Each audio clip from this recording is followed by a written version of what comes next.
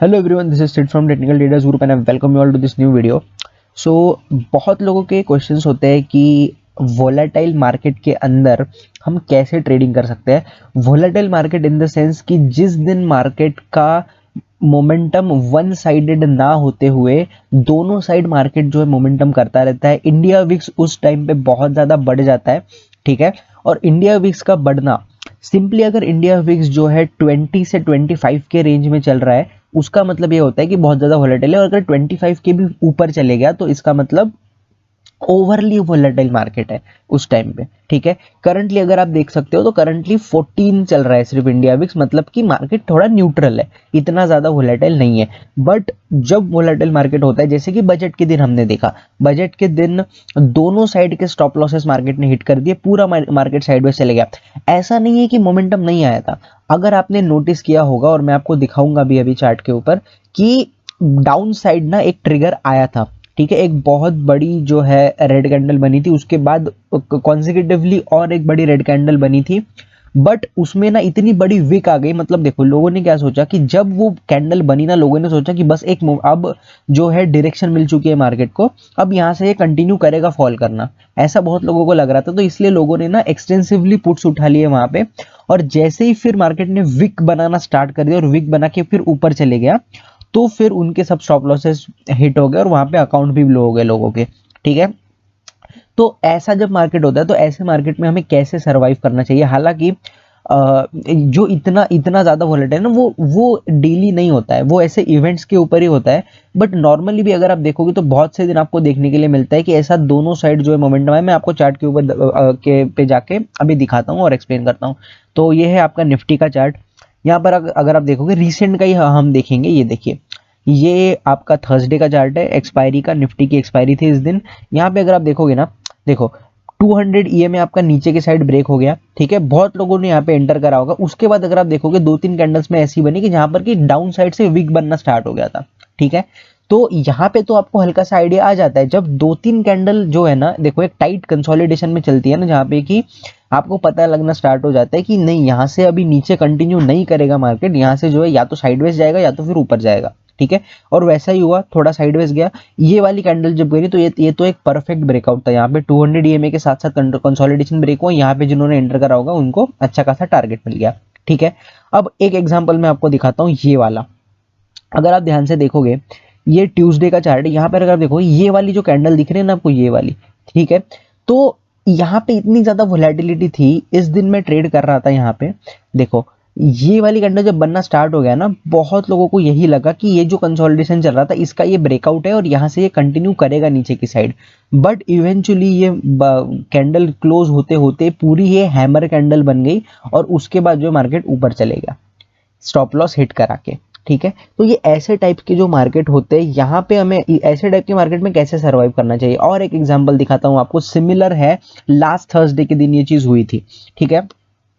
यहाँ पे मैं खुद फंसा था, यहाँ पे मेरा खुद का जो है स्टॉप लॉस हिट हुआ था। वैसे तो मैं ब्रेक इवन पे ही निकल गया था, ठीक है, क्योंकि स्टॉप लॉस जो मैंने लगाया था उसके पहले मुझे मतलब रियलाइज हो गया था कि स्टॉप लॉस हिट होने वाला है, तो मैंने मान लिया ऐसा कि मेरा स्टॉप लॉस हिट हुआ, बट मैं ब्रेक इवन पे यहाँ पे निकल गया था, ठीक है। यहाँ पे क्या सीन हुआ, अब अगर आप देखोगे मल्टीपल टाइम्स, देखो पहले पहले एक नीचे की साइड ब्रेकआउट आया, इमीडिएटली एक इतनी बड़ी ग्रीन कैंडल बनने की कि इन दोनों कैंडल्स को उसने एनगल्फ कर लिया, ठीक है। उसके बाद पूरा साइडवेज गया, साइडवेज जाने के बाद ये वाली ग्रीन अगर आप देखोगे तो यहाँ पे तो क्लियरली कोई भी बता देगा कि एक कंसोलिडेशन के साथ साथ डे हाई को भी इसने तोड़ दिया है।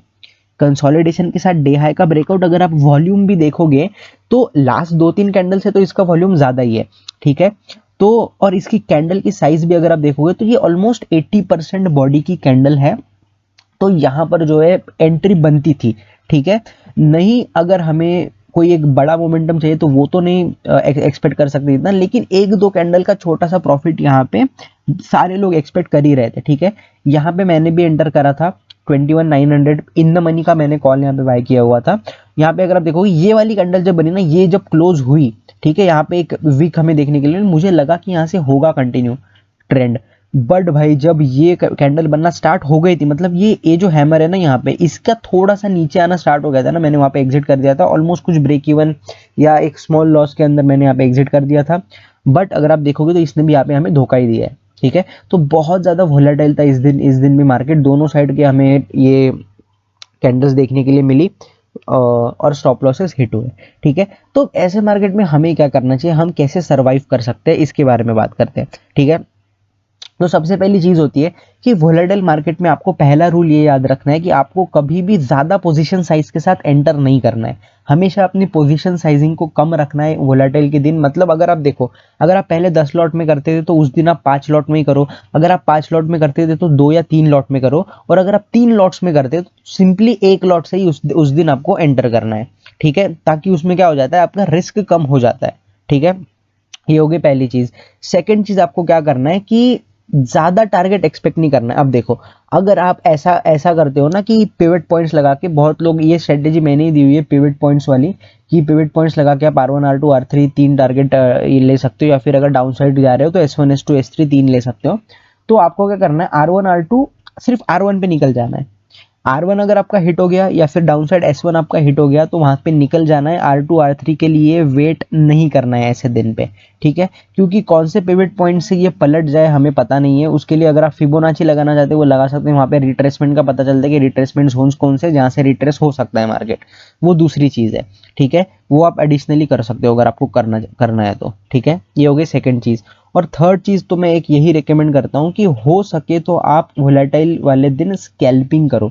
और स्कैल्पिंग वैसे तो ये थोड़ा रिस्की है, बट स्कैल्पिंग में इसलिए बोल रहा हूँ क्योंकि क्या हो जाता है ना कि एक बड़े टारगेट के लिए वेट करने से अच्छा है, अगर आपको पता है कि वोलेटाइल दिन है, किसी भी सेकंड मार्केट पलट पलट सकता है, तो आप ना उसी कैंडल के अंदर एक छोटा सा प्रॉफिट लेके निकल जाओ, है ना। जब मोमेंटम आ रहा है, अब देखो ये वाली जो कैंडल थी यहाँ पे अगर आप देखोगे तो यहाँ पे अगर आप एंटर होते, यहाँ तक मार्केट आए, इस कैंडल के अंदर निकल गए, एग्जिट कर दिया।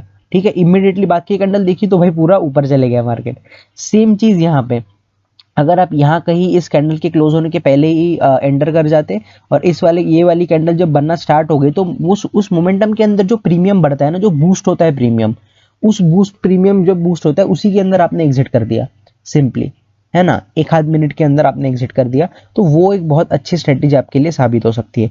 तो ये जो 3 रूल्स है ये आपको ध्यान में रखने हैं। अगर आपको ऐसे ही इन्फॉर्मेटिव वीडियोस और चाहिए और शॉर्ट वीडियोस, और अगर आप चाहते हैं कि मैं बनाना और स्टार्ट कर दूं, अब तो फिलहाल आई थिंक 1 या 2 वीक से मैंने कोई भी शॉर्ट वीडियो नहीं डाला है, सॉरी। अगर आप चाहते हो तो वो भी हम बनाना रिज्यूम करने वाले हैं। तो भाई प्लीज़ इस वीडियो को अगर आपको पसंद आए तो लाइक करें, शेयर करें, और चैनल को सब्सक्राइब किए बिना बिल्कुल मत जाए।